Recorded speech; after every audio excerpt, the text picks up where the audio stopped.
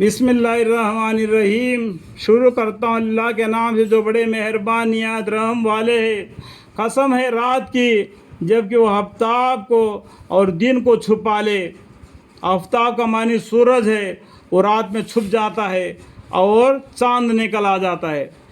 चांद सी रोशनी हम हासिल करते हो, लेकिन चांद अपना खुद की रोशनी नहीं, वो आफ्ताब से अपनी रोशनी खींच लेता है और रात में उसको फैला देता है।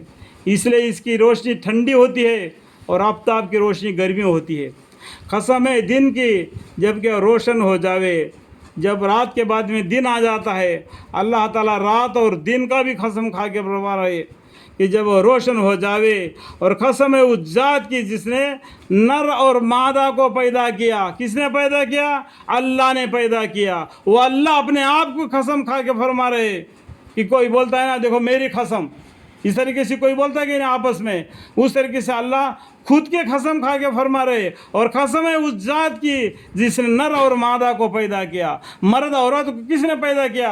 अल्लाह ने पैदा किया। वो खुद कसम खा के फरमा रहे बेशक तुम्हारी कोशिश यानी अमल मुख्तलफ है। कितने लोग किस तरीके से है, वो किस तरीके से अमल कर रहे हैं, उस तरीके से उसके नाम में अमल है उसमें लिख दिया जा रहा है। वो जो नेक काम करता है, जो बदी काम करता है, जितने लोग दुनिया में हैं उन सब के साथ जो फरिश्ते हैं वो लिखते हैं नाम अमल को। सो जिसने अल्लाह की राह में माल दिया और अल्लाह से डरा और अच्छी बात यानी तैयब इस्लाम को सच्चा समझा, मिल्लत इस्लाम को सच्चा समझा। ये मिल्लत इस्लाम किन से मिला? हमको इब्राहिम अलैहिस्सलाम से मिला। हम किस पर चल रहे हैं?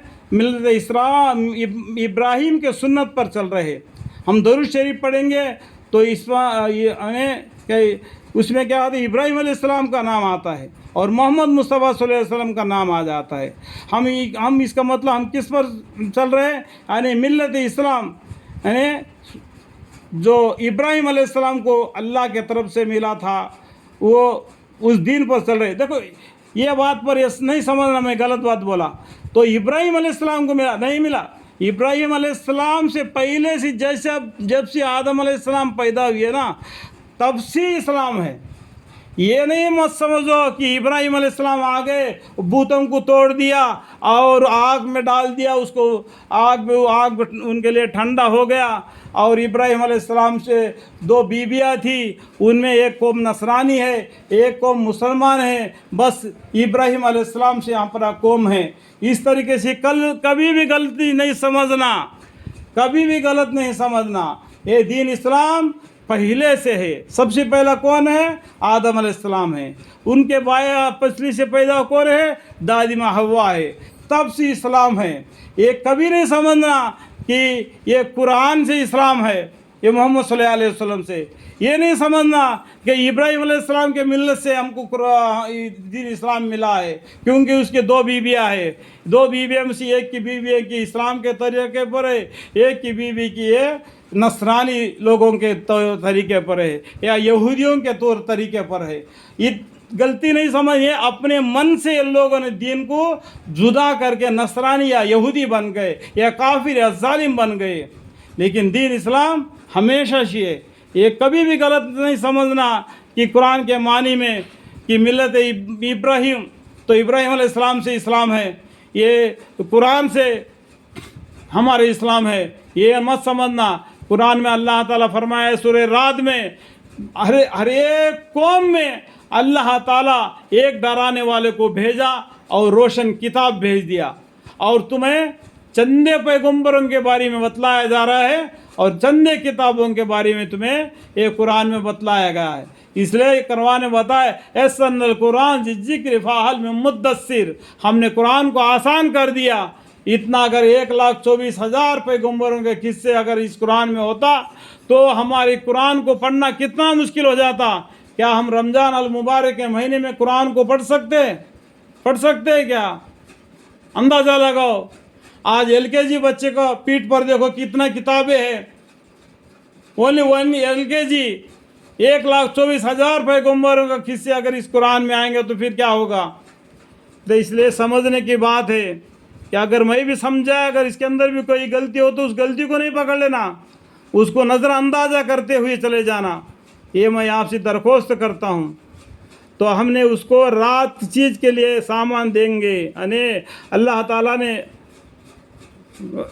اور قسم ہے اس ذات کی جس نے نر اور مادہ کو پیدا کیا کہ بے شک تمہارا کوشش یعنی عمل مختلف ہے، سو جس نے اللہ کی راہ میں مال دیا اور اللہ سے ڈرا اور اچھی بات یعنی ملت اسلام کا سچا سمجھا، تو ہم اس کو راحت کی چیز کے لیے سامان دیں گے۔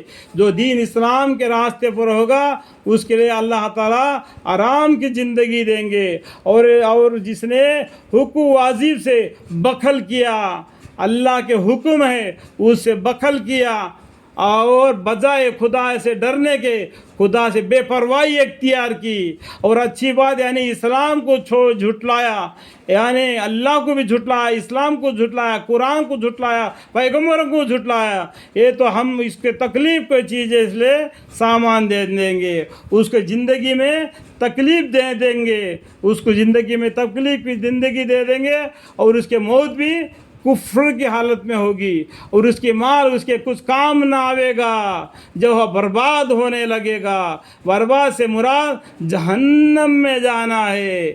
آپ دنیا میں اپنے مال پر اتراتے ہو، گھمنڈ کرتے ہو، لیکن وہ مال تمہیں جہنم میں جانے سے نہیں رکے گا۔ واقع ہمارا ذمہ راہ کا بتلا دینا ہے۔ اللہ تعالیٰ بولتے واقع ہمارا ذمہ، ہمارا کا مطلب کیا ہے؟ اللہ کا ذمہ۔ سمجھ میں آئے گا؟ بات کو سمجھ لینا، عربی اردو الفاظ کو۔ واقع ہمارا یعنی اللہ کا ذمہ راہ کا بتلا دینا پیغمبروں کے ذریعہ، اور جیسا راہ کوئی شخص اختیار کرے گا ویسا ہی ثمرہ اس کو دیں گے، جیسا یہ کرے گا ویسا اس کو بدلہ اللہ دیں گے، کیونکہ ہمارا ہی قبضے میں آخرت اور دنیا، یہ دنیا بھی اللہ کے قبضے میں، آخرت بھی اللہ کے قبضے میں ہے۔ آگے ہم سب مل کر اللہ کے سامنے جانا ہے، اللہ اس میں عمل فیصلہ کر دے گا۔